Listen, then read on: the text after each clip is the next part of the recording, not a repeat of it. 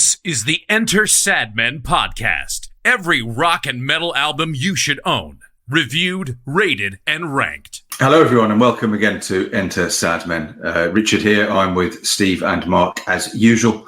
And here we are with episode number 66. And 66 means 3 albums apiece. We are within 2 of reaching our magic 200 in our Hall of Fame that we are building to find the best albums that you should own.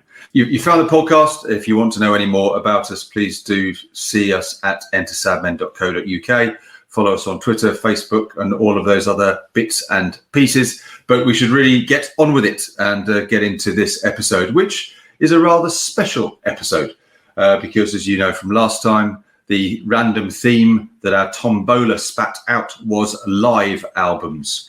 So for the first time, we're going to pick out 3 of the best live albums, well, maybe best live albums we could lay our hands on, and deconstruct them and mark them track by track, and then see how they fit with, well, mostly the other studio albums in that hallowed Hall of Fame. Mark, shall we start with you and what you've picked? Yes, I'm surprised you didn't open the show with "Hello there, ladies and gentlemen. Hello there, ladies and gentlemen. Are you ready to rock?" Because the choice that I made is an album that I came across at a very young and tender age, probably about, 18, maybe less than, younger than that, 16, 17 maybe. Cheap Trick's At Budokan, one of the definitive and defining live albums of all time.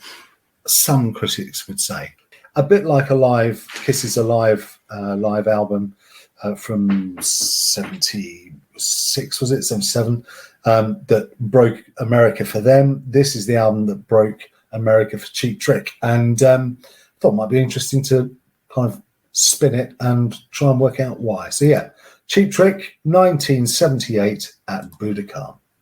Okay, and Steve, how about your choice? I picked Live at the Hammersmith Odeon by Nuclear Assault, and it's shit. Next.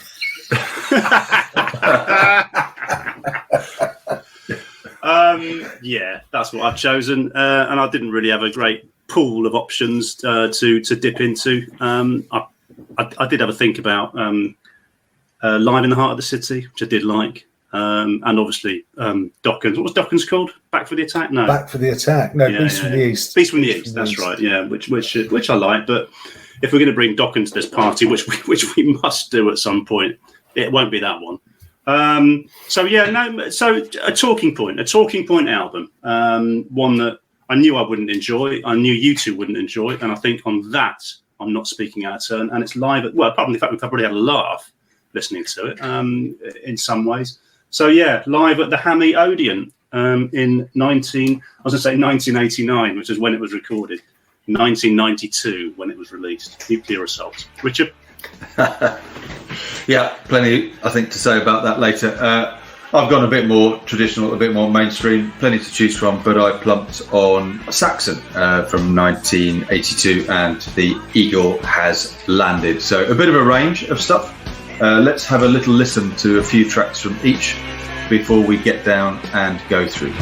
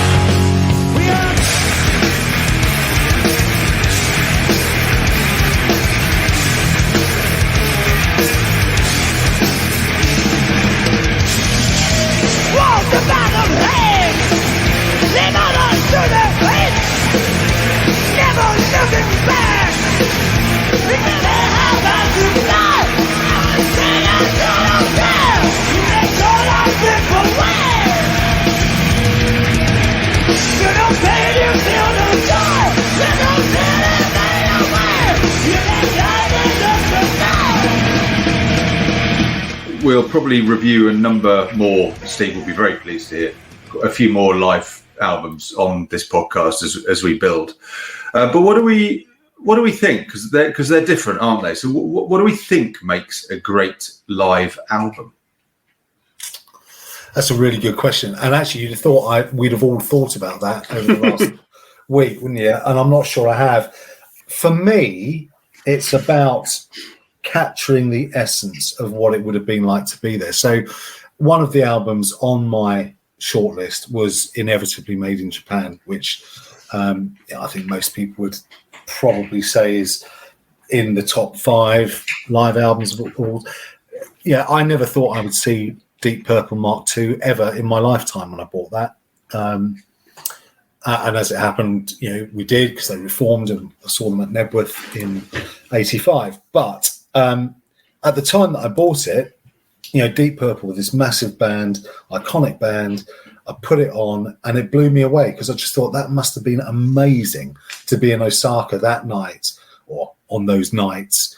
And I just thought that, that for me captured the essence of Deep Purple. And so I think for me, that's what it is. I think it can be rough and raw. I don't think it needs to be, hugely well produced.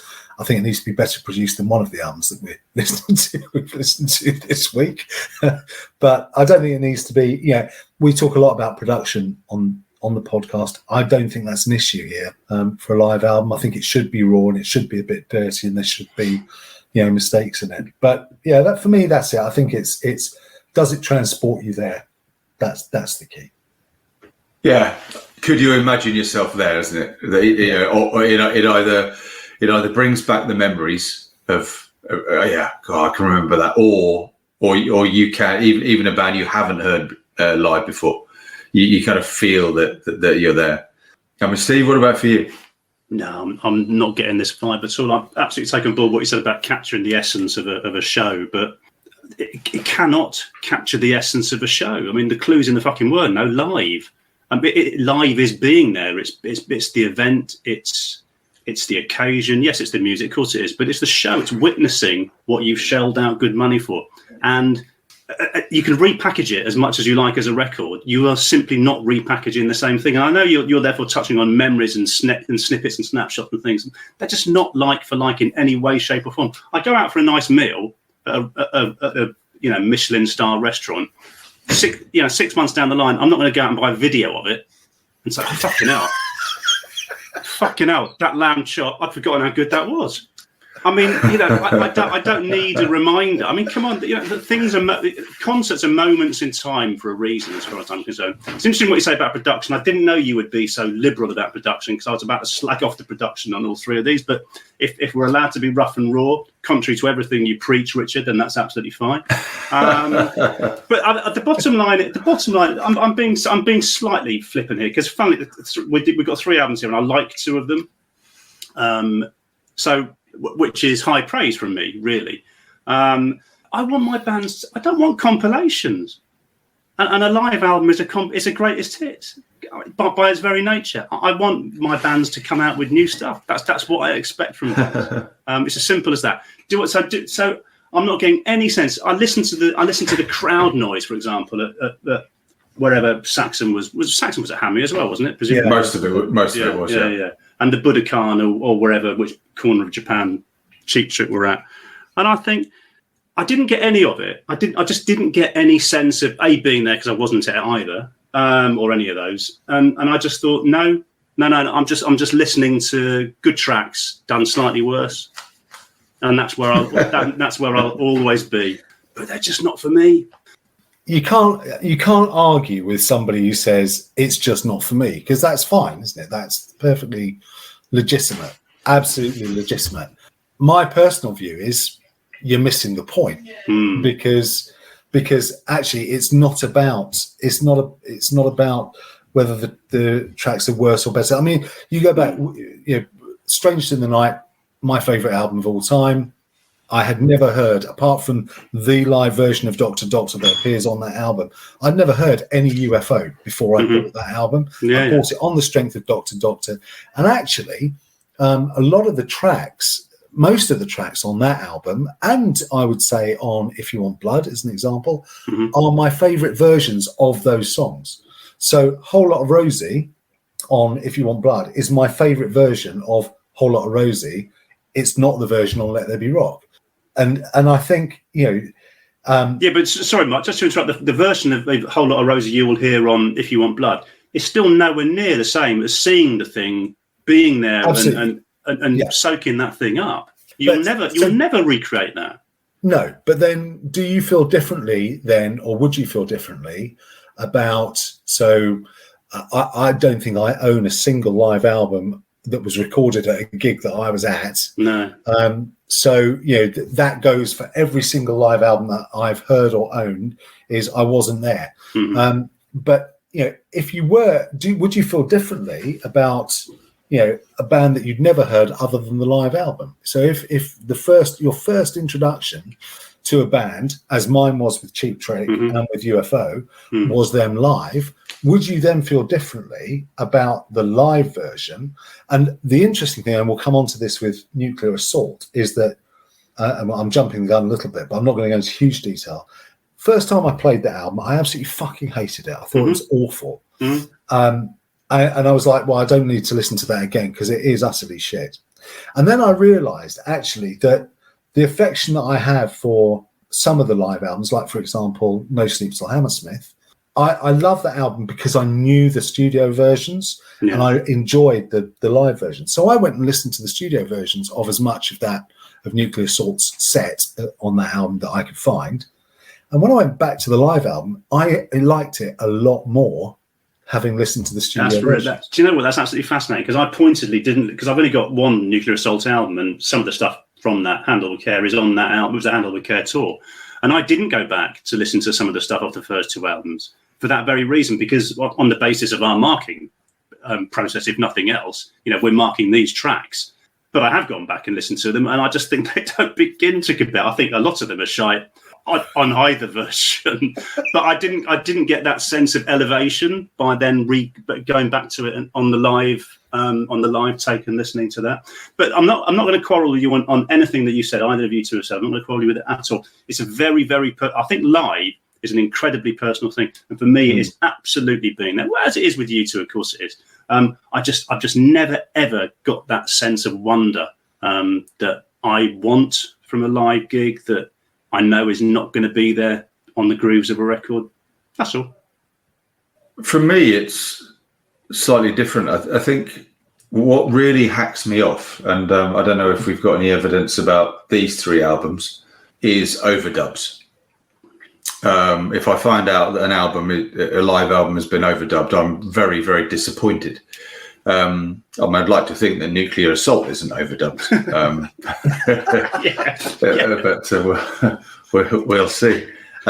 Because I think not so much the earlier, the stuff we review in the 70s, I imagine, but certainly, the later things get all of the tricks that are then played in the studio in terms of how often the bands actually play together all at once. So I like live albums because it really does test how good that band are playing together, how tight they are, how they work off each other. And the other thing for me, and in particular, I could sense it on the Cheap Trick album, is how a band actually captures and feeds off a crowd. In terms of the energy they play with, in terms of the speed at times they play. So I do think it brings a different dimension. So I in a live album, I look for is this a real test of how good this band really, really is. The crowd noise, obviously, it's in the mix, but again, you get a sense of the atmosphere and the chemistry between a band and that crowd. And then to what extent does that bring the songs to life? Okay, well, with all of that, we better get on and listen to a few of them. So we start with you, Mark, and Cheap Trick At Budokan. Opening album sleeve notes. Yes. So Trick Mania, they were dubbed. This was this was Cheap Trick's Beatles moment. Beatles breaking America, and Cheap Trick breaking Japan, or allowing Japan to break America for them, which is kind of where it came down to. This is widely considered to be one of the great rock and roll live albums.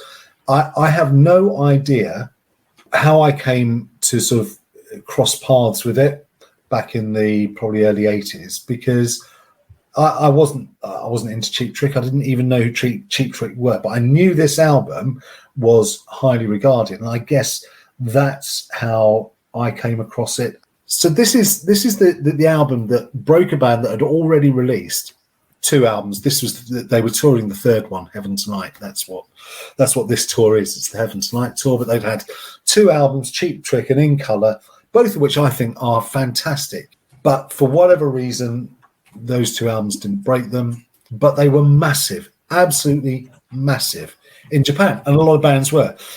Deep Purple were massive in Japan, far bigger in Japan in the early 70s than they ever were in the UK or America. So Japan was a sort of a massive market for hard rock, heavy rock, whatever you want to call it.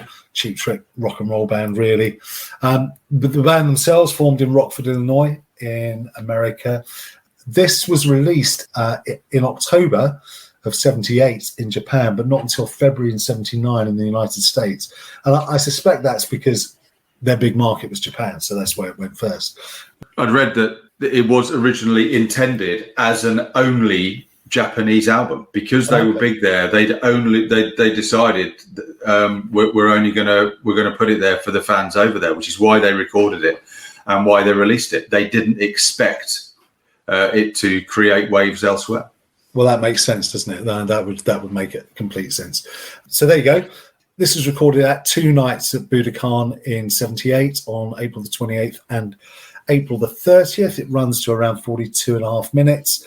Producer is a guy called Jack Douglas. I know nothing about him other than, as I understand it, he didn't do much mucking around with the mix because he felt that he got everything at the first time of asking. We'll talk about the crowd noise. Because there's lots of speculation about whether that crowd noise was artificial. Now, I have an opinion. I don't know, but I have an opinion on it. The previous album was Heaven Tonight. As I said, the one after it was Dream Police. They were never bigger, I don't think, Cheap Trick, than they were kind of around this time. Certainly by the time Steve and I saw them supporting Def Leppard, I think, wasn't it, Steve? Motley Crue. Motley Crue, that's right, it was Motley Crue. Their star had definitely burned out by then. I think they weren't the band that they were in the late 70s by the time we came across them in 85. But anyway, the band personnel: Robin Zander, vocals, rhythm, guitar; Rick Nielsen, lead guitar, backing vocals, also primary songwriter; Tom Peterson, the gorgeously handsome Tom Peterson, on bass and backing vocals; and my absolute hero, drummer, Bunny Carlos. I mean, that man is an absolute fucking legend. He looks like he's just steps out of some 1950s diner in his white short shirt sleeve top and with a fag hanging out of his mouth and just bangs his way through the concert. It's absolutely fantastic. Full respect to Bunny Carlos. The highest chart position in the UK, 29. Hit number 4 on the Billboard 200, which was just incredible. Spent 53 weeks on that chart. This album, 3 times platinum, 10 tracks, starts with Hello There, Come On, Look Out, Big Eyes, Need Your Love, make up side 1, and then turn it over. You've got the Fats Domino cover, Ain't That a Shame, kicking off side 2, and then I Want You to Want Me, Surrender, Good Night Now, which really is Hello There again, but with different lyrics. And then finally, they Out on Clock Strikes 10.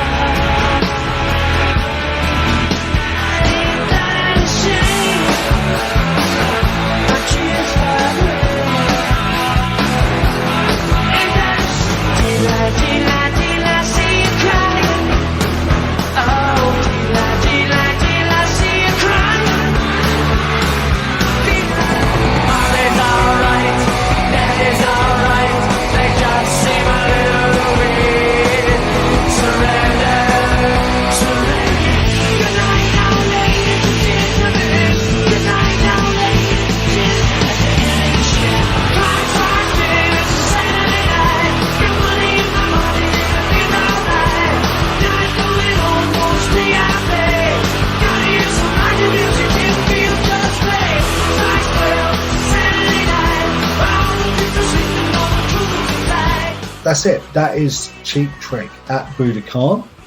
That's the nuts and bolts of it. So, presumably, you were both aware of it. I'm not sure how much you'd heard, if anything, of it. How'd you get on with it? I remember that a friend at school's older brother had it. Didn't they all? Yeah, this would have been what we're talking, so 78, 79. So I was 12 or whatever. And I think my mate's brother was around 16. And I remember hearing it one afternoon at his house. I've known it since then, and it is a classic. And I think back to our points earlier. I mean, again, I hope it's not overdubbed or too overdubbed, because certainly, I mean, as a band, they were bloody tight. There was a real chemistry between them. I think that comes across. I mean, the sounds, very balanced. I mean, if that's how it was recorded, then that's brilliant, particularly considering the time of the album. I don't know about the crowd noise, but there does seem to be some good interaction. There's some, again, I sense times where the band really get that energy back from the crowd, and that helps. Song-wise, there's some really, really good stuff. There's some not so good stuff, but it's been a really joy to listen to again this last week.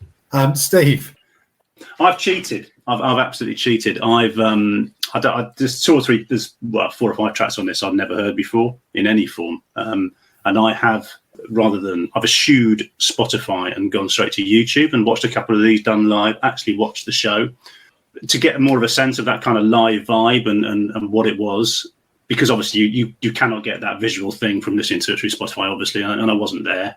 And that's, as I say, where all live albums tend to fall down anyway, because you don't get pictures with them. So I have watched it as well as listened to it, and I've watched 3 or 4 of the tracks on there, and I thought, you know what? I bet that was a really good concert to be at. I mean, I probably got a sense of that anyway, although I think, fucking hell, how many Japanese schoolgirls you need screaming in your ear before you just want to walk out? But I get a sense that this was a really, really fun gig to be at. And they looked like a fun band, didn't they? I mean, it just looked like fun. I mean, Rick Nielsen is such a sort of band leader. I know he's not the man on the mic, but he just orchestrates the elements of fun and humour about it.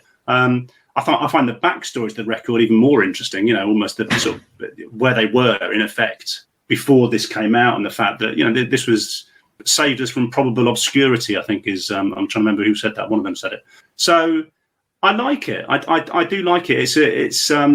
I do wonder. I'm left wondering whether the backstory has actually afforded it a certain mythical status that it actually doesn't deserve, because it's an okay album in my eye. It's nothing astonishing by any stretch. It's an okay album, and also heartened. Before you talk us through it, Mark, I'm also heartened by the fact that Tom Peterson says, to be honest, I'm not really a big fan of live albums.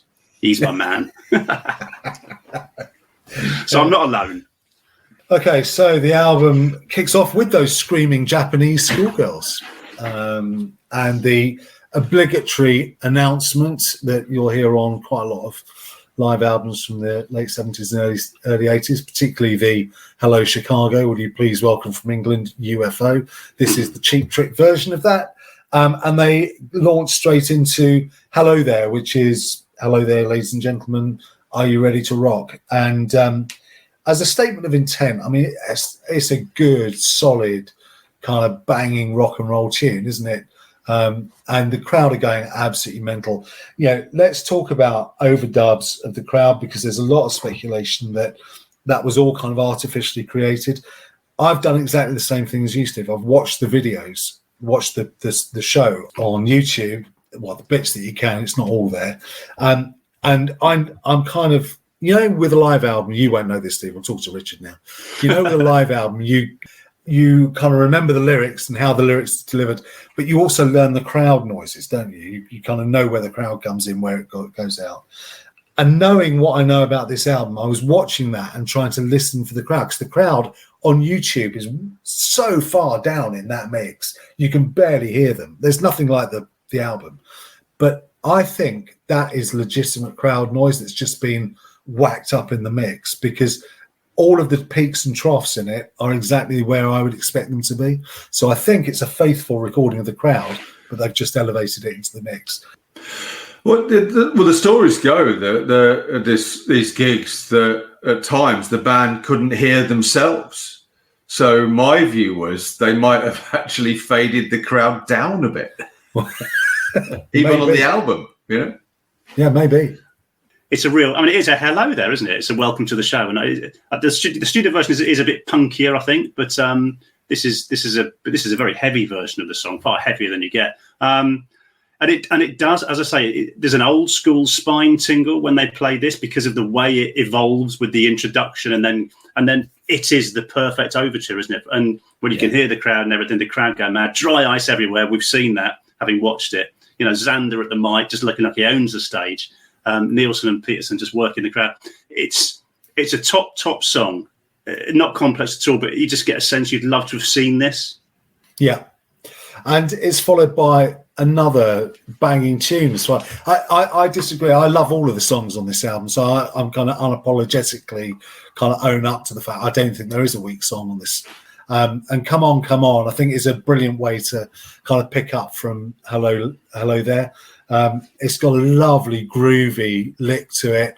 The band are as tight as arseholes on it as well. And I think you're right, Richard, you can really feel the energy in the band and the crowd here, and they're almost as one. And I think that's what makes this album such a good live album, is that the crowd are almost another instrument on it. I don't know if I didn't check out what the actual order was of the tracks, because that's the other thing about live albums. Do they swap them around? Well, I know they did on the Saxon album. But this does sound like a proper starter track, doesn't it? It just settles the whole concert into a fantastic groove. Again, very bouncy, very catchy. Come On is followed by Lookout, which I suppose if there is a sort of an ebbing point on it, it's probably this one, although we're talking about kind of tiny amounts. I like I say, I like the whole album. This is really up tempo, kind of keeps the pace up, but I find it sort of quite forgettable. I was going through the track list in my head in the car today, actually, and trying to name all the tracks, and this was the one I couldn't remember. It's a good enough song. So I said all killer, no filler. Not entirely. I quite like this. It's a proper sort of punk number, isn't it? It's quite punky. It reminds me very much of Roadrunner by Modern Lovers, Jonathan Richman. So I've got that kind of pace to it, that kind of, certainly the end. But yeah, it's okay. It's not bad at all. There are more filler to come. This isn't one of them. Yeah, I got accents of Beatles, accents of The Who on this, but they're very tight, catchy chorus. It's good. So Lookout goes into Big Eyes, which is from In Colour. The original track is from In Colour. I really like this. I think it's different. It's again, you've got the crowd kind of bleeding all over it, which is kind of a good thing, I think. And I think you're right that the band are feeding absolutely off the crowd on it. Big Eyes, I think it's got a really interesting, it's a very different Cheap Trick song, I think, anyway, even the studio version, never mind the live version of it. And it's got a really good kind of, again, big groove through it. It's quite stompy, isn't it? And you mentioned, Richard, the kind of the echoes of The Who on Lookout. There's an echo of Daltrey in his, Roger Daltrey in his vocal performance, Xander's vocal performance in this, I think. For me, imagining being there, if you're at this kind of gig, by now everyone will just be smiling and having an absolute blast. And they sustain that. I have to say that they do sustain it. Well, it must have been a bloody big old gig. I mean, several thousand. We're not talking hammy, are we? A lot bigger than Budokan, I would have thought. Yeah, I'm getting the sense that there were quite a lot of people at the Budokan that night. All under the age of 12. By the sounds of it, but maybe that's just me. I mean, looking at the set list not from this particular gig, but just kind of Hello There and Come On, that was the order to begin with. But Big Eyes was the 7th track that they played. And then... They fuck about with side 2, don't they? Big time. Yeah, they fuck around with side 2. Lookout isn't on this. They must have played it in Japan, obviously, but it wasn't on this gig. So yeah, they do mess around with the order on it. Okay, so who wants to kick off on Need Your Love about the length of the song? Steve, you must have a view on this. I've got plenty of views on Need Your Love. I love this. First of all, I love the start of it when Xander that's it's classic patronise the locals when he says, "I need your love," and then he says it even slower because that's how you talk to the locals. And of course, it's a song they don't know, isn't it? Yeah. And of course, they go wild when he says it's coming on, and you think, how the fuck do they know what this song is? You know, he could have said, and this next one's called, Shazoo, Nanu, Teletubbies, and they would still have gone wild. Yes. It's just priceless. Anyway, while they're wetting themselves, I love this. Are you going to say it's too long? Because I don't think so. This, I think it's an epic. I just love it. Oh, good, because I do. Yeah. But I thought maybe it would be, given it was live and it's nearly 10 minutes long, I thought that might have pushed you over the edge. Listen, mate. I've sat through jail. I certainly haven't sat through. I've enjoyed the likes of Jailbreak and Let There Be Rock, and they can go on as long as they want, as you well know, live. So even though I wasn't there for this, I think it's such a good song, and it needs to breathe. How long is it on the studio album? You tell me. But I love those those sort of tremolo touch. It's a real builder, and it's almost like a game of guitars. I don't know. I think it's brilliant. Richard, it does in the end go on a bit long for me. Even then, I was surprised that it was over 8 minutes. It doesn't feel like 8 minutes, but yeah, I find it loses a little bit of energy towards the end. Because the other measure of listening to a live album is, would this be the song I'd go for a toilet break for? Yeah. Isn't it? And the towards the end of this song, I'd be nearly thinking, I could get a beer in. But I like the way the guitars build. It's almost War Pigs at the start, isn't it? I think, and I don't know which came first, but I'm not sure about the sort of Donna Summer "I Feel Love" kind of chorus bit. Yeah, I don't think there's a single wasted second on it. I love the length. It's actually 7 minutes 39 seconds on the studio version on Dream Police, so not all that much. No, shorter the studio version. I'm with you, Steve. I think it's just an epic, sprawling, hypnotic, mesmerizing track. There's absolutely no way I'd be going to the toilet or getting a beer at this point in the show. But okay. So we turn the record over and toilet break.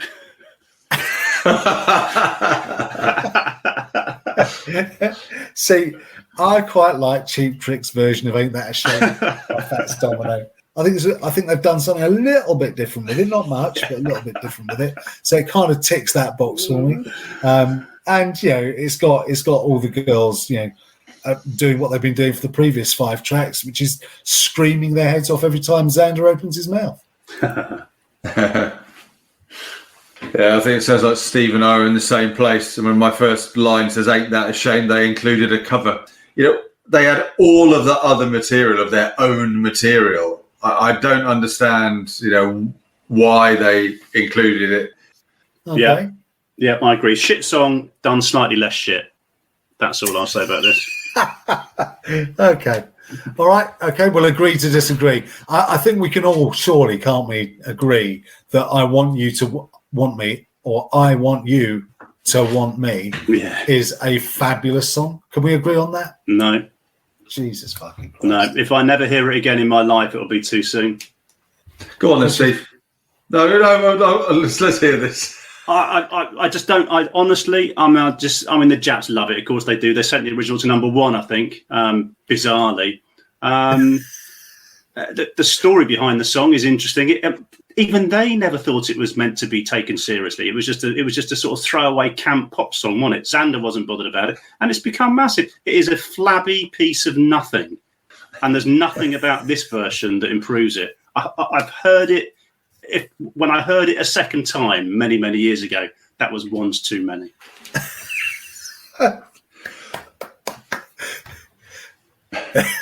I just don't like it. I just think it's. If I'm not, I'm glad you clarified that, Steve. Yeah. I wasn't entirely sure. Yeah, I thought it was on the fence. Oh, dear, I I love it. It's catchy, poppy, bouncy, sing along. I like the dual guitar motifs through it. The crowd participation. I think I would prefer to listen to this version than the studio one. Actually, yeah, me too. There's a classic.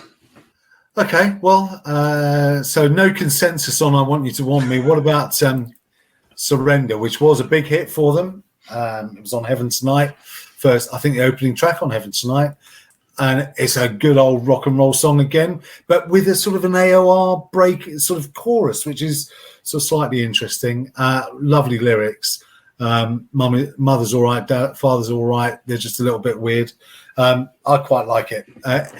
The thing that I get loads of in this track is the Stranglers' Duchess, and they both came out at the same sort of time, so must have been a thing. But yeah, I like this song. This is an example where I can really feel they're starting to feed off the crowd. There's almost a real energy to how they're playing. They're tight as hell. There's such a beat to it. You can imagine the whole crowd bouncing. So this is a good example of what I like about live albums and live tracks. Okay, yeah, and the crowd would know this and they would love it. Presumably, I think it's an absolutely fantastic track. You talked about the Stranglers, Mark. I mean, I can hear a dozen modern pop punk bands that must have been influenced. Some Fountains of Wayne have built a career on repeating songs like this. This sounds like a bright future in sales or something. Same with Jimmy Eat World, All American Reject, even Blink 182. It's a classic teen punk anthem, way ahead of its time. And I really like it. I think it's a brilliant song. Okay.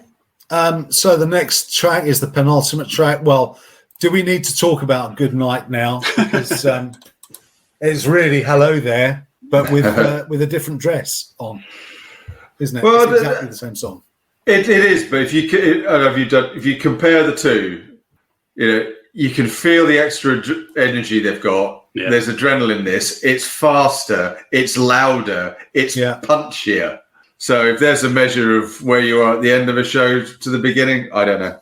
They're in a happy place, perhaps. And they thoroughly enjoyed their show as well. Yeah. They get completely mental at the end, don't they? Completely mental at the end. And Xander's vocals have become completely manic, haven't they? Yeah. There's no. He's almost lost control halfway through this. Great ending, except it's not the ending, because the ending is one of their sort of, I think, a Japanese fan favorite, which was Clock Strikes 10, which on the surface of it is a fairly straightforward rock and roll song, but actually it's got loads of power, I think, and it's just relentless. The riffing through it is absolutely relentless. I just think we haven't really spoken about him, but whatever you think of the live versions of these, you got a hats off to Rick Nielsen. I mean, he's a hell of a songwriter, isn't he? I mean, as an individual song, there are better ones on the album, but it's one of those things where I'd be contented and happy and thinking, yeah, that was a good show. I'll go home. Thank you very much. I'm running for the bus. I'm looking to beat the rush. I'm afraid it's. It's okay. I've no great wish to listen to this again. It's all right. Well, yes, you would have been running for the bus. This was their second and final encore, so you got out before the doors were full of Japanese schoolgirls. So you've been all right, mate. You've been all right. Highs and lows, boys. Steve, let's start with you. Okay. Well, my low is Ain't That a Shame, and the highs I think I've given the same score. Yeah, Need Your Love and Surrender. I love the way it finishes. I love that kind of hypnotic end to Need Your Love. We'll give it to that. Yeah, I'm with Steve on Ain't That a Shame for my low. And, well, my top's between Surrender and I Want You to Want Me. I'm going to give it to Surrender, I think, actually. I'll give it to Surrender. Well, my kind of low, I think, is Clock Strikes 10. And my high... I could so easily give it to Need Your Love, but I think I've always loved I Want You to Want Me. I know it's a bit of pop frippery, but I absolutely love it. It gets me every time, puts a smile on my face. So yeah, it's going to be that one, I think. So yeah, there we go. That's Cheap Trick at Budokan, 1978. One of the iconic rock live albums of all time, even if Steve doesn't agree. So we move on, and we move on by 4 short years to 1982. 3 albums in, Saxon hit the Hammy Odeon with the Denim and Leather Tour. Richard. Opening album sleeve notes. Yes, the Eagle has landed. It was recorded across Europe in 1981 and 82. So I'm presuming on whether I think the Strong Arm and the Denim and Leather tours, a lot of it was recorded at Hammersmith Odeon. But yeah, I think that along with probably No Sleep Till Hammersmith in terms of live albums that captured the metal scene in the UK at that time, this sits up there. It was released on the Carrere record label that they were with, signed with originally. Lengthwise, just shade under 45 minutes, and it's with the classic lineup. Nearly. It was going to be with the classic lineup of Byford, Oliver, Quinn, Dawson, and Pete Gill. But just before they're about to embark on the Denim and Leather tour, poor Pete Gill injured his hand so badly he couldn't drum. And they hastily drafted in a replacement, a guy by the name of Nigel Glockler. Glockler at the time mostly had been drumming with Toyah's band. And Nigel had 2 days to learn the set. I think not only did he learn it, in my view, I think he's a better drummer, and I actually think he brings another dimension to Saxon. And I think his drumming on this album is absolutely superb. It was recorded again live with the mobile, and then they mixed it at Manor and Bray Sound Studios, and there was a band that actually produced this album. In chart terms, it didn't really do anything in the US, but it did reach number 5 in the UK, which isn't bad for a live album. Track-wise, there are 10. And they are as follows. Side 1 is Motorcycle Man, Strangers in the Night 717, Princess of the Night, Strong Arm of the Law, and Heavy Metal Thunder. And side 2, 20,000 Feet, Wheels of Steel, Never Surrender, Fire in the Sky, and Machine Gun.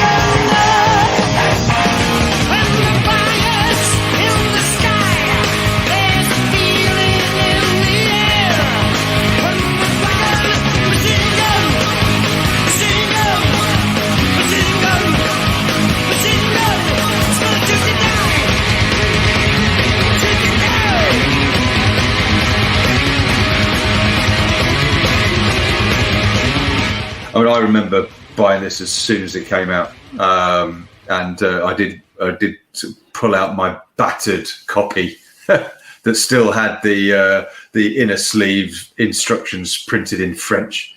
But I gave it a spin, and it still sounded all right. So you must know this album, you guys. I mean, how did you get on with it? So yeah, I bought it the moment it came out as well.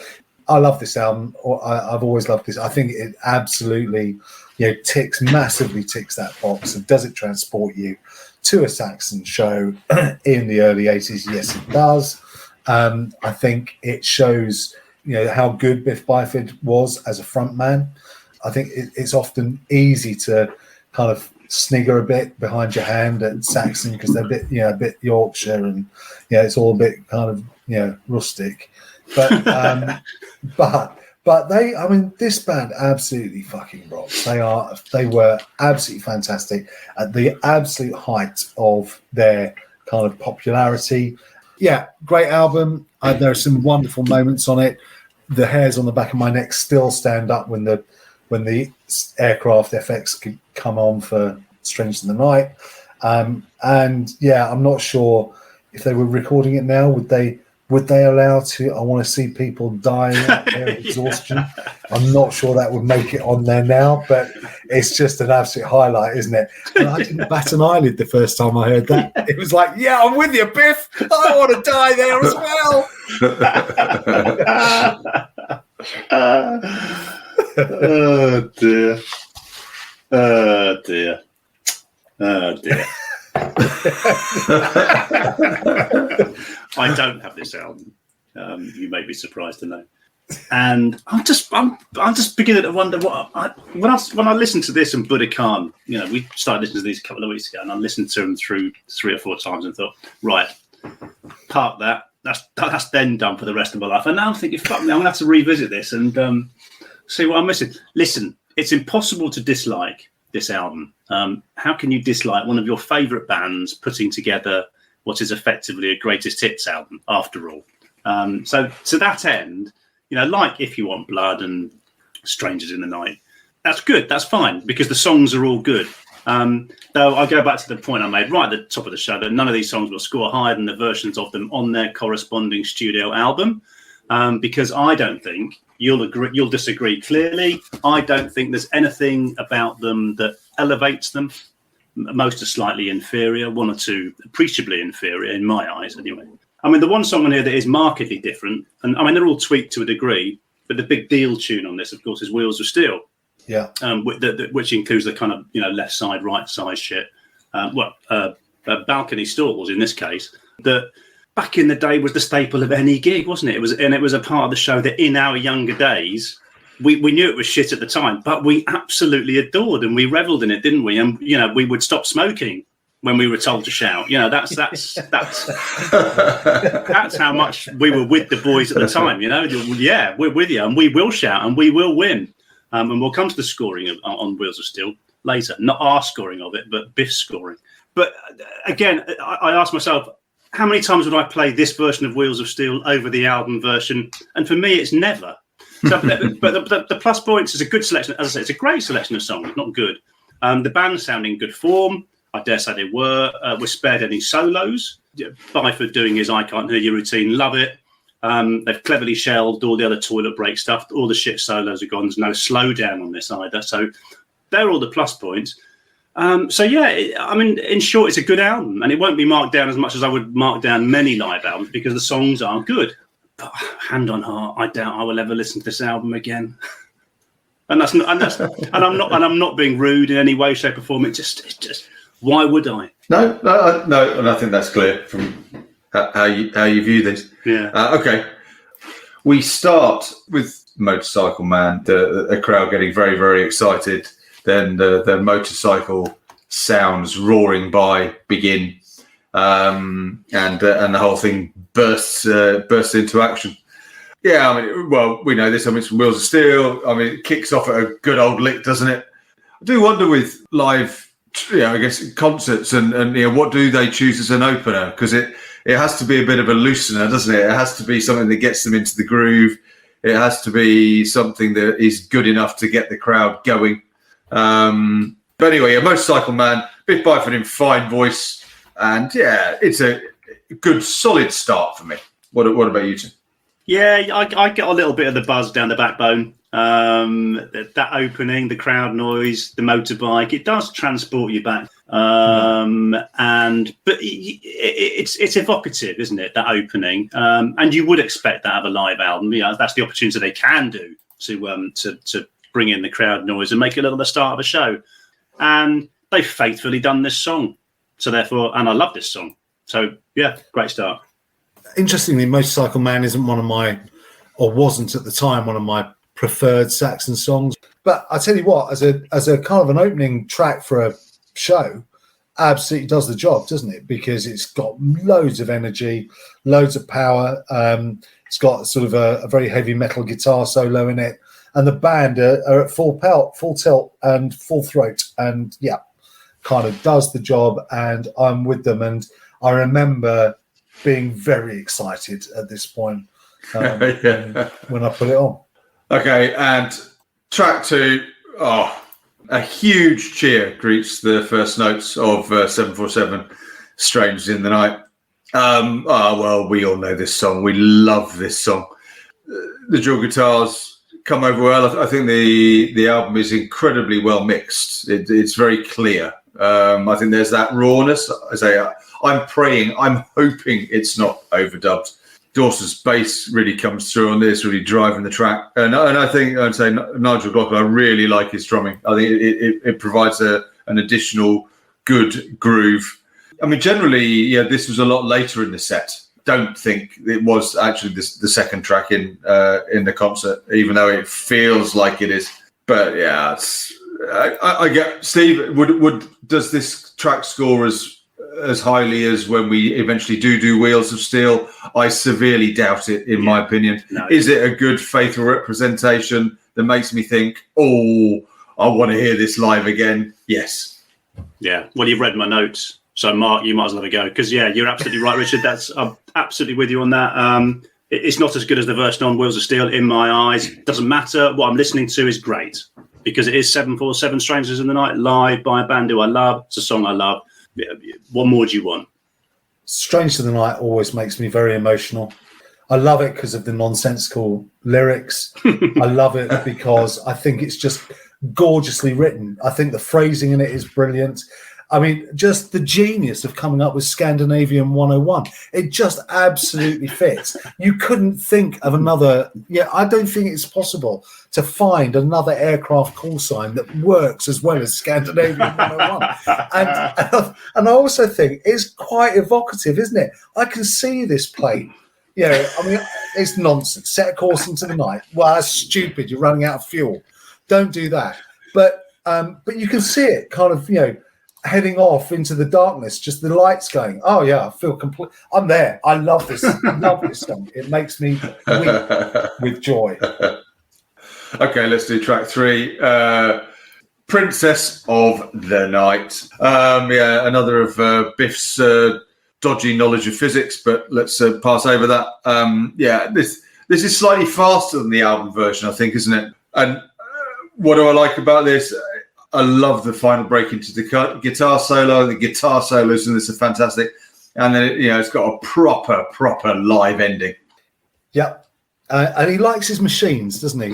Planes, trains and automobiles, isn't it? Yeah, it is planes, trains. That's exactly what it is. Yeah.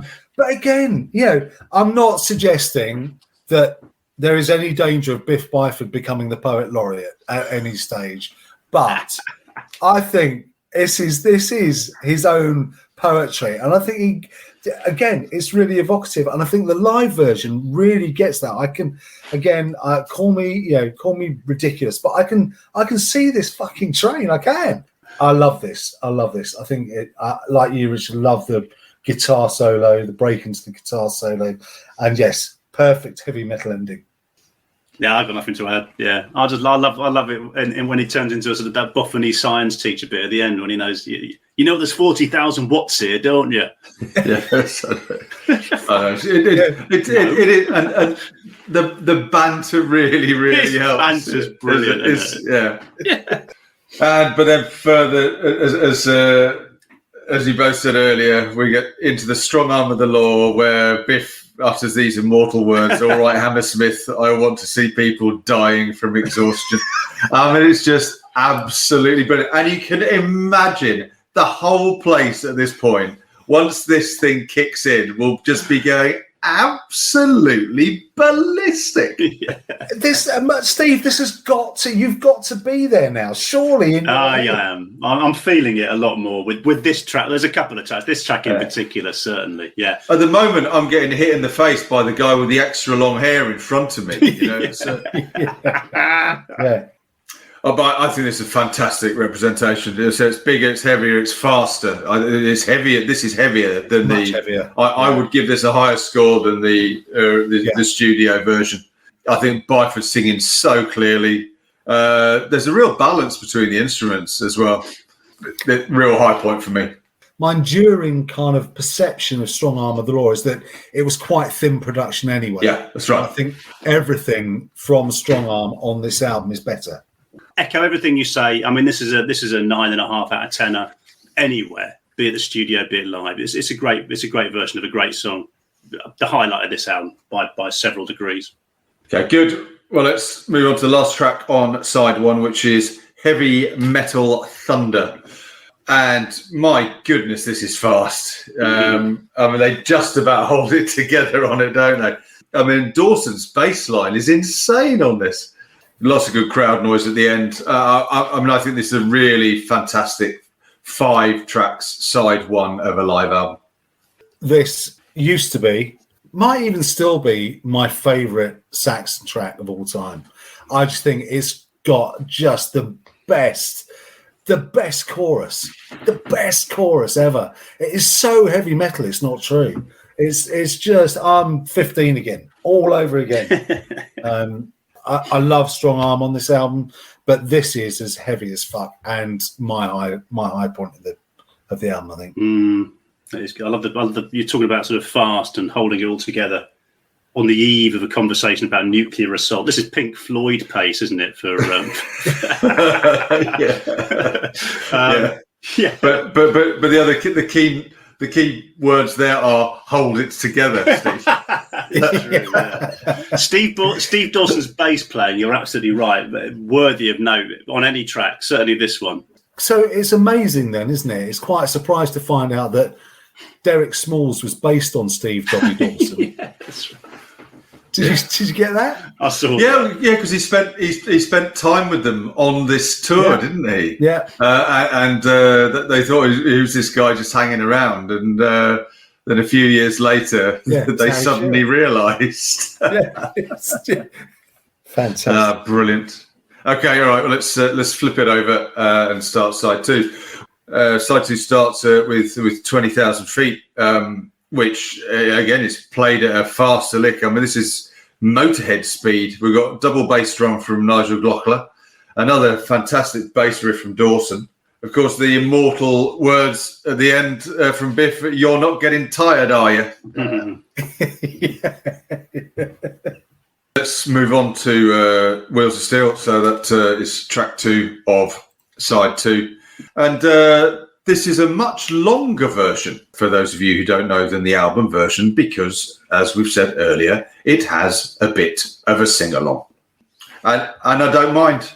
I don't mind it at all. To your earlier point, Steve, God, would I listen to this over the studio version? It would depend what mood I'm in. If I wanted a good laugh, I'd put this on. I mean, Biff Byford throughout puts absolutely everything into this, and you can imagine because they really were. We talk about live albums being the test of a band. I mean, they were a proper band, and they co-wrote all the music, they arranged all the music. There was a real balance between them, certainly at this time when they were at their peak, and it comes across in this song. I mean, they must be having an absolute ball. Do you know what? I think this is fucking fabulous. Would I listen to this over the studio version on the album? Only to hear the call and response part of it, I think, and to hear them drop back into it at the end of that, which is just sublime, and that also makes the hairs on the back of my neck stand up. No one would ever doubt their pedigree as a live act. I don't think you would. Whenever we've seen them, it's just been an absolute ball, isn't it? Because that's what they are. It's what they are. It's party metal. and it is metal. It's proper full-on. It's proper head-banging metal, which is great. Yeah, it's a great show. Yeah, it's the party. I mean, this the sing along, very clear direction from Biff to the Mad Fools, isn't it? That's better. And he just got the crowd in the palm of his hand. I guess we do need to talk about the balcony versus downstairs, gentlemen. I think we do. We've got a rights to wrong, haven't we? Surely. Yeah. Wrongs to right, even. Well, Steve, we were in the balcony, if you remember, when we saw them. And we were definitely louder than the stalls, but we still lost. Oh, yeah. Yeah. Yeah, I researched and researched. I did not find any evidence to suggest that the balcony ever won. I think it's just one of those travesties. They were robbed. Make no mistake, people. They were robbed. Yeah. If I was in the balcony that night, there's been a serious miscarriage of justice going on. I'm telling you. The other great thing I love about this song is at the end of the sing-along where they do it 3 times and then essentially the crowd bring the band back in. Yeah. And when you're at a gig and that happens, you feel amazing. You do, don't you? You do. You absolutely do. Home Sweet Home. Home Sweet Home, Motley Crue, when Vince didn't have to sing it because we did it for him. Yeah. Yeah, you do. You feel like you're walking on air. I know that's ridiculous for men in their 50s to be talking like this. It is. It's pure joy. And the endorphins are some ricocheting. Brilliant. All right, let's move on. So track 8 is Never Surrender. Again, I listened to this track hoping that there are no overdubs because, my God, they can play their instruments live and they're so tight. I love the interplay between Quinn and Oliver on this, the way they work together. I think that comes out even more on this track live than it does on the studio album. Yeah, I'm slightly ambivalent about this track, if I'm being honest, only because I love the chorus. I absolutely adore the chorus. I've never really much cared for the verses on it, if I'm being honest. Even on the studio version, I'm not a huge fan. I think I listen to it because I love the chorus, but the verses kind of leave me cold, and this doesn't change my perception of it. Okay, well, let's move on to the last couple of tracks. So track 9 is Fire in the Sky, and I think Mark mentioned it earlier. This album does tail off for me as well, and I've never bothered much for these last couple of tracks. Again, given everything else that they played and the bands played on, or See the Light Shining, there would be other tracks I'd have loved to see and would have just kept this album going full pelt all the way to the very end. Fairly fast track. I mean, I've always felt it to be a bit too samey to 20,000 feet, if I'm honest, and I prefer 20,000 feet. And I mean, it goes straight into Machine Gun. Let's talk about these 2 tracks together. I mean, almost so that you don't see the join. And they finished the Denim and Leather tour with these 2 tracks. Big mad finish. But personally, I'd have preferred an epic to finish. That's really interesting because I quite like that segue, I must admit. Maybe it's me and the pace of it all. Funnily enough, I prefer the Machine Gun version on the album, probably because it breathes more on the studio album. It just rollicks along for 5 odd minutes, I think. But I think this works well together. If you're going to go from one into another without any Yorkshire banter, just going straight through, then I don't mind the ending to this. And I think Fire in the Sky is a great track as well. So they're both great tracks. Okay, well, there we go. That's the end of our live Saxon album. Eagle has landed. We better have some highs and lows. Mark, do you want to go first? Well, I mean, my high always has been, I mean, much as I love 747, it's always been Heavy Metal Thunder. I think that's fantastic. I can't really choose between these last 2 tracks. So lick a finger, wave it in the air and say Machine Gun. Steve? Strong Arm of the Law is blinding on here. Love it to bits. Don't hate on me. I'm looking at my scores and I've got Wheels of Steel alongside Never Surrender as my low. So just to save face, I'll say never surrender. Yeah, Machine Gun is my low, and just in terms of what playing it live does to the track, I'm going to give it to Strong Arm of the Law as well. Okay, so that's Saxon down, that is Cheap Trick down, and we now move into further into the 80s with Nuclear Assault, also at Hammersmith Odeon. And their live album. Cool. What was it? It was just live at Hammersmith Odeon, I think, wasn't it? Is that right, Steve? It was live at the Hammersmith. Live Odeon. at the Hammersmith Odeon. Yeah. The Americans have got respect. Quite right too. Opening album sleeve notes. Yeah, live at the Hammersmith Odeon. Nice. Nuclear Assault. So I'll tell you what. Let's start with a quote from Dan Lilker, Anthrax original and founding father of the band Nuclear Assault, bass player of some repute, a very good bass player.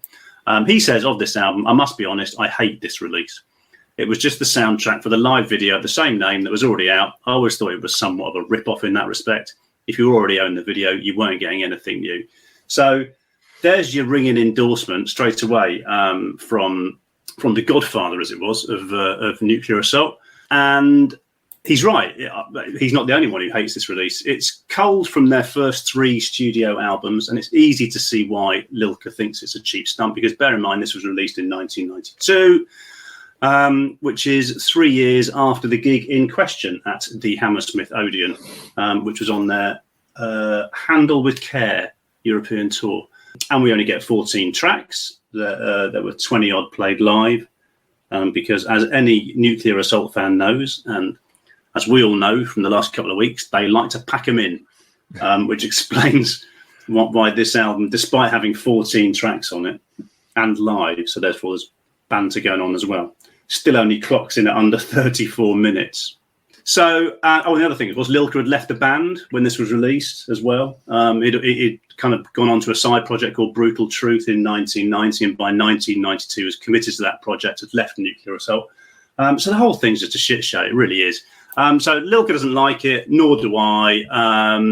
I have Handled With Care, and I do like that. It's the one Nuclear Assault album I do have, and I like it a lot. Well, on the basis of that, they are one of thrash metal's more underrated acts, but you could argue probably rightly, possibly. They're New York headbangers, but with a hardcore upbringing, very much overshadowed by the sort of New York or New Jersey brethren like Anthrax and Overkill. And Nuclear Assault were pretty much less than a decade in the mainstream, which is probably long enough for a band this one-dimensional. So released May 19, 1992, recorded April 10, 1989 on the Relativity label, 33 minutes 50. Several producers, Mike Smith, Scott Metaxas and Glenn Evans, the drummer of the band. And the band, John Connolly is down as vocals. Anthony Bramante is the guitarist and does backing vocals. Dan Lilker is bass player and does backing vocals. And Glenn Evans on drums. I've no idea about chart positions. I've not looked. I doubt it charted anywhere. Sales info, who knows? As I say, there are 14 tracks on here, some of which are over in a bat of an eyelid. And among the more interesting ones are Buck Buck, Hang the Pope and Lesbians. This is kind of giving you a flavour of kind of what Nuclear Assault are.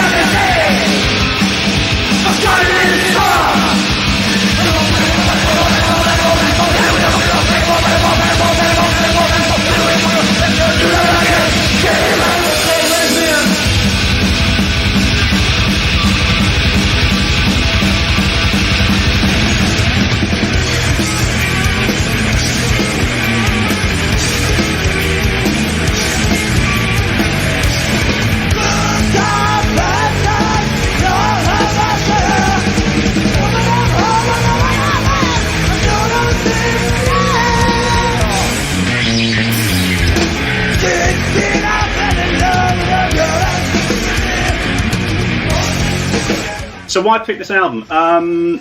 I think it's probably as good an example as you want of why live thrash albums should generally be avoided, including those with orchestras. I mean, the point is, in the studio, the lines with a thrash album, in the studio, the lines between noise and music can sometimes be hard to distinguish anyway. Live, I mean, those lines have vanished. You know, they're beyond blurred. And the upshot is that a lot of what is barely distinguishable on the studio record is rendered pretty much white noise here. So I've kind of chosen it in a bad mood kind of way as a discussion piece. Hand on heart, I'm sure the punters who were there had an absolute whale of a time. Probably a night to remember for them. It would have been a blast. If this was your bag, it would have been a blast. But I'm with Lilka. I don't care for it for different reasons to him. I just think it's shit. But I'll tell you what, it's been a fascinating listen, if only to realise that I'll never listen to it ever again. How have you two got on with it? Against my criteria of what makes a good live album, atmosphere, does it feel like you're there? Maybe. Balanced, clear sound, but sounds live? No. Tight band? No. Good crowd noise? Don't know. I mean, there's some chemistry there. Does it bring the songs to life? I wouldn't know. I've struggled because obviously this is at the beyond the outer limits of the kind of music I really enjoy listening to, and then it's not performed particularly well. Oh dear, Mark. Like I said at the top of the show, I absolutely hated this album the first time I played it. And I just thought, I know what Steve's done. He's just laid down a marker and gone, if you insist on going down this road again, this is what you're going to get every single time. But actually, and then I said to you, I asked you on WhatsApp, didn't I? Have you always liked Nuclear Assault, or was this just a random choice? And you said you'd got handled with care and you quite liked it. Not enough to buy anything else, but you quite liked it. So I thought, well, do you know what? I'm going to go and listen to the studio versions of these songs, because the studio versions can't possibly be as bad. Bad being a relative term, because I'm talking about bad in terms of it's impossible to make anything else on this album. I think if you're there and you're at the show, like you say, you're probably having a whale of a time and you don't really care. And actually, do you know what? There is some... I don't like Connolly as a singer. I think he's awful, absolutely awful. I mean, he's not a singer for a start. He can't keep up with the band here, so he's left behind. And there are a couple of tracks where it's almost embarrassingly bad. So I don't like him. But instrumentally, musically, they've got some good stuff in here. There's some good stuff, chuggy, riffy stuff. I'm glad I listened to it in this context where I was forced to do some research and forced to listen to it properly. So I think if I'd just come across this album, it'd be like, right, I'll never listen to that band again. Okay, so as I say, 14 tracks on here. I mean, we're going to run through these at pace, but nowhere near the pace these boys are playing the shit at. That's for certain. Opening track is called New Song, which is the opening track off what was then their most recent album, as I say, Handled with Care. And what I would say about this track, and indeed every track, it sounds a lot heavier on the studio version, and John Connolly sounds, I was going to say, a lot better as well. He doesn't sound better anywhere, if I'm honest, but he sounds utterly awful. New Song on vinyl is a slice of speed thrash gold. On here, it just sounds so average. I kind of hoped when I put it on that it was actually a cover of the Howard Jones song, but it wasn't. What I feel like putting this on is this is the kind of band when you're at one of those sort of festivals that I would run out of the auditorium laughing. Yeah. But Steve's making me stay. Yeah. I mean, I like the energy. I mean, my goodness, they're not tight, and the drummer is just out of control. Mike says throughout this there are some riffs you think, oh, well, if you just kept hold of that for a little longer. But yeah. Yes. I can't believe you've just singled out the drummer for being out of control. I'm not a fan of this track. Not a fan of the studio version. Not a fan of this this version either. And it's a mess here. Critical Mass, track 2, translates okay live. I like the song. Again, the video for the song is great. It's a great song. It's a song about pending environmental catastrophe, apparently, climate change and all that. And bear in mind, this is written over 30 years ago. I like the studio version, and I don't like this at all. I don't actually mind this so much, having heard the studio version, because I now know what I'm listening for. I think the problem with this version, this kind of rendition of it, is that there's no structure or kind of discipline in it. I think that's what I would say about the whole album. There's absolutely no discipline.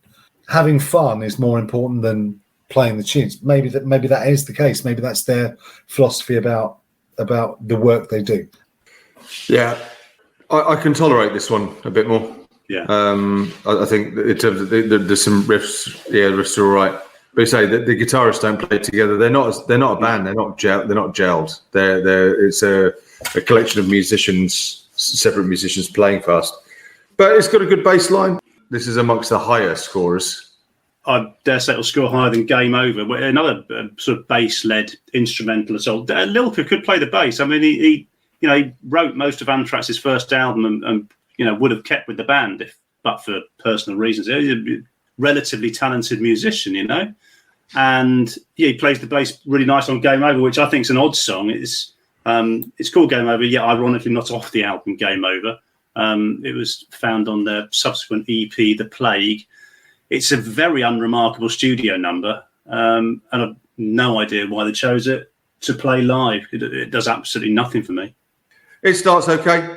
The drum fills are so out of time.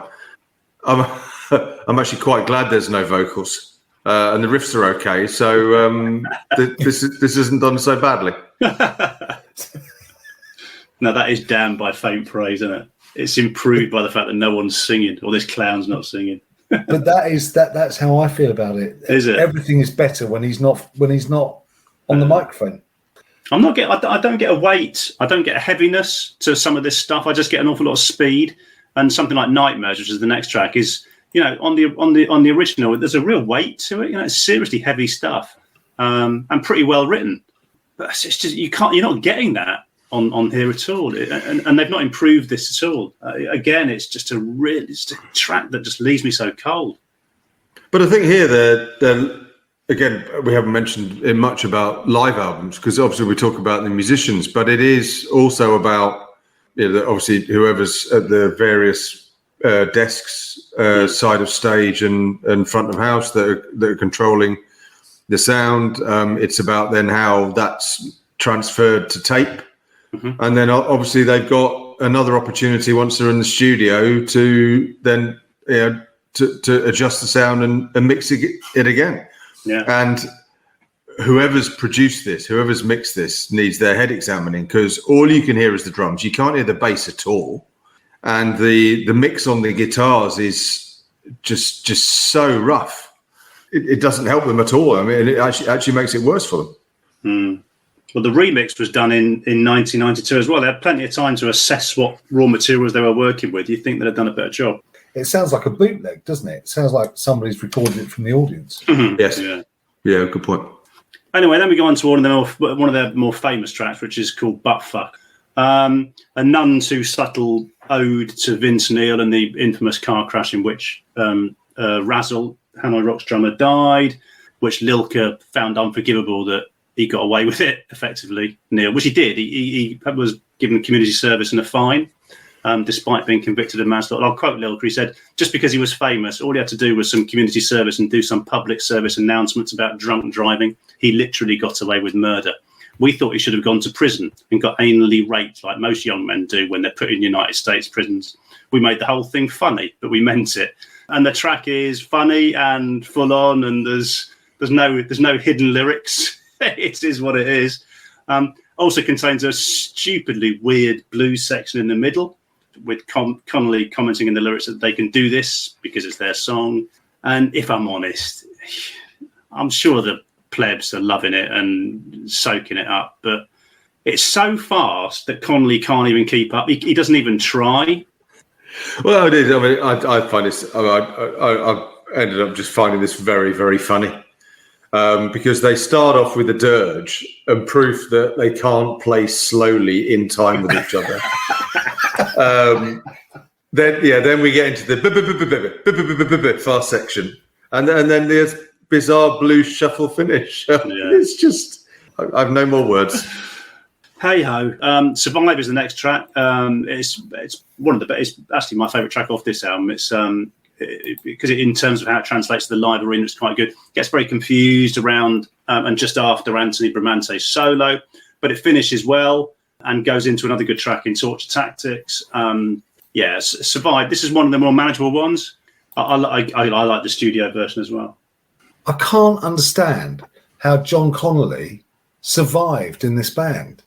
How did somebody not go, do you know what, lads? I don't actually think he's very good. Can we not do better? Yeah. This is another studio track that's actually quite good. Yeah, it is. So Torture Tactics, again off Handle with Care, and a really, really top track, but not here, I'm afraid. It's a real punchy anthem in the studio with breaks that reek of Anthrax, which is probably why I like it, but just not this version. You're just not getting that, really. There are some real bits thinking. I was thinking, okay, there's some good riffs there, but the mushy guitars, the fact that they're not playing together, I imagine this could be so much punchier, and obviously change the singer. And there's the basics of a decent song here. Mm-hmm. This is my high point of the album. I think it's the most together they are. And that's not really saying very much because it's a fairly low bar to clear. But there is some form and shape to this. It's got a lovely riff chugging through it. And actually, do you know what? Connolly's voice doesn't annoy me like it does on virtually everything else on this album. So yeah, Torture Tactics, and the studio version is an absolute cracker. Yeah, it is. Yeah, absolutely is. Yeah, I'd say the same about Trail of Tears as well, which is the next track, which Connolly wrecks as soon as he opens his mouth, but which is a shame because it starts off nicely, nice riff, nice stop-start all round, in fact. And then, as I say, Connolly comes in and just butchers it. But I get a sense that if you've not heard the song before, you'd get a sense listening to this that underneath the carnage is a decent track. And it's off Handle with Care. And I remember the first time I heard it, I thought it was a good song. I thought it was a 7 out of 10. But just not on here. Just not on here. They're doing themselves no favours, if that was ever the intention. I'm sure the video, which is what this album was culled off, was probably a good watch. A relatively good watch. I mean, because you'd see the nutters going ballistic and the band doing what they do, Richard, as you said, all the energy you're getting. But you're getting none of that. You get none of that from this album. Yeah, I'm with you, Steve. I think this is in a similar ballpark to Torture Tactics.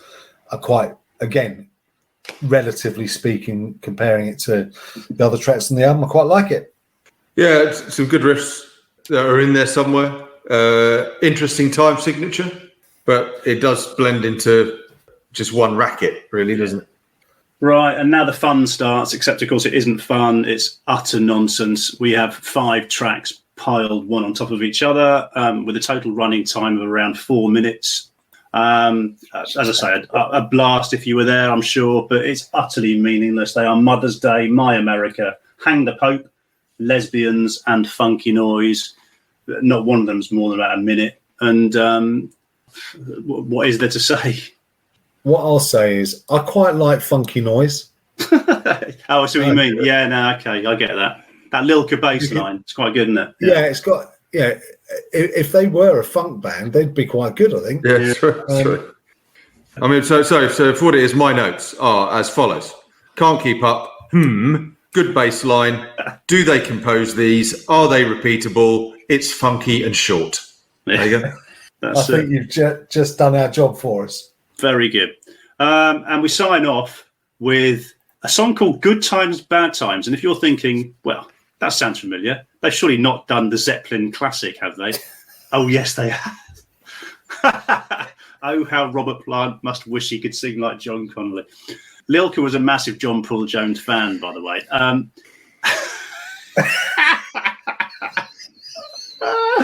I'll tell you what.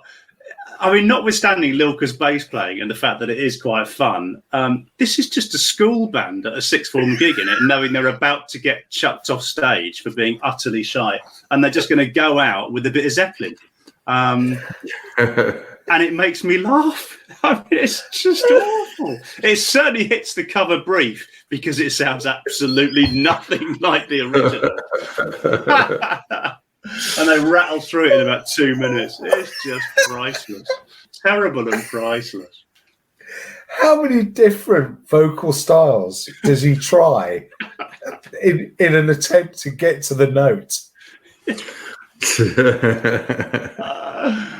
I'll tell you what, though, this falls into the so bad it's good category.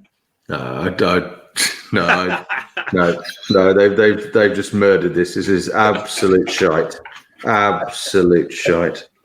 I mean, imagine even if you heard this in a pub, you wouldn't drink there again. Unbelievable. Yeah, and I had the gall to criticise Cheap Trick's Fats Domino. Yes. Yeah. Hey ho. Listen, can we find any highs? Can we find any highs to go with the abundant lows? What you got? I think Torture Tactics be my high. I actually quite like that. Perm 1 from 5. I hated Mother's Day the moment it started. I've not stopped hating it since, so I'll go for that. Mm-hmm. For me, I'll give the high to Critical Mass. And yeah, I think lots of, I mean that buttfuck I just thought was rubbish. The short ones, no. But I'll give my low to Good Times, Bad Times because, sorry. I mean, if you're going to ruin your own songs live, don't ruin other people. Brilliant. The governor has spoken. Oh, dear. Survive, my high, and any number of Mother's Day, My America, Lesbians, but they all get the same score, which is very low. So there you have it. 3 live albums. Across the entire spectrum of the rock and metal rainbow, and now we've got to mark them, which is going to be even more fun, I dare say. So we're going to go away and do that now and see where these 3 albums wind up in the Hall of Fame. Reviews complete. Initializing rating process. Okay, so scores are in. The judges have spoken. That's us. And, well, the fate of these 3 albums collectively has been sealed. So the scores on the doors for Cheap Trick, At Budokan from 1978. Well, Steve, you gave it a 6.6. Richard, you gave it a 7.1. I loved it. Always have 8.17 for an average album score of 7.29 dead. Saxon, Richard. Yeah, not too bad. Not too bad. I think we all enjoyed it. Even Steve did. Even Steve to give it a score of 7.2. And I gave it a score of 7.5. And Mark liked it most of all with the 7.85. And that gives The Eagle Has Landed an overall of a 7.51. Steve, Nuclear Assault. How much do we like that? The contempt for this is unanimous. That's all I will say. And you gave it 3.53. Can't even talking in these numbers. Mark, you gave it 3.94. I loved it. Gave it 4.75 for an overall score of 4.07619. I don't have to go to the Hall of Fame to know exactly where this is going to wind up, but let's pop over there anyway, just to see where Saxon and Cheap Trick managed to get. It's time to put the rock in a hard place. Opening the Hall of Fame. Okay, so here we are in the Hall of Fame. 3 more albums to pop in there. It takes us up to 198 in our illustrious league table of excellence. Although when I say excellence, we have a new low. We have a new low tonight on this episode, which is live at Hammersmith Odeon by Nuclear Assault. It's so far adrift, you can barely see it. Destroy the Machines by Earth Crisis, which we thought would never be peaked in its awfulness, but clearly we were wrong. Anyway, as with the other two, they did fine. So At Budokan by Cheap Trick, 7.29, winds up at number 130. Seems like a long way down, but it's in the sevens, and it's a log jam. It's a log jam in there. And Saxon's The Eagle has landed at 7.5, jammed between Lightning Strikes by Loudness, Soul Destruction by the Almighty, number 93. So none of these three have ripped the arse off the league table, have they? But I don't think we ever thought they would, did we? No, I think it's always going to be hard, isn't it, for a live album to kind of scale the sort of dizzy heights. I mean, I know the two that we had done before this episode, Strangers in the Night and If You Want Blood, both kind of disprove that theory, but I think they are kind of, you can probably look ahead and go, Deep Purple Made in Japan might do, but I know that you've had issues with that, Steve. You might look at Live in the Heart of the City and say that's got a decent chance of doing well, but by and large, I think because of the nature of live albums, that they aren't going to fare particularly well in lists like this, and certainly not in this list.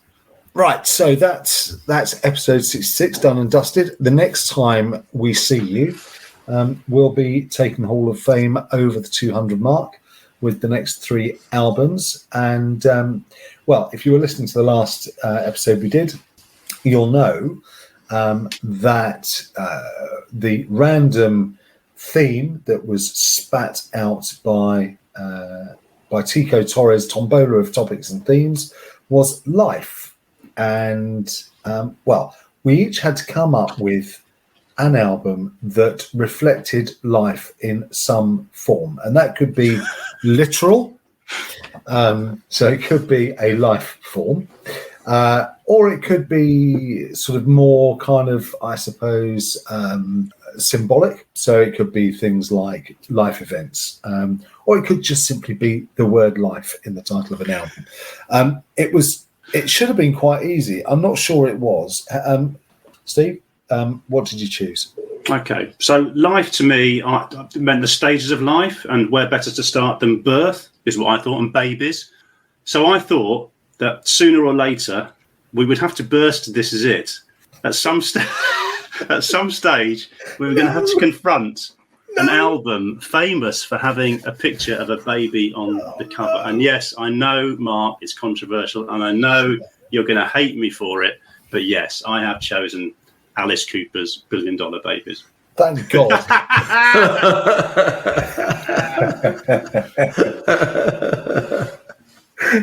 Very good. Very good. Richard. So I was thinking of what makes life. And so I settled on the theme of holidays. And where better to take your holidays than in Eden. So I've gone for Hogarth era Marillion and their second album. Excellent. Well, I'm. It's been a long time since I played that, so I shall look forward to. that. Steve, you'll be really surprised to find that I went down the same sort of road, and I thought, well, okay, probably the biggest part of life is birth.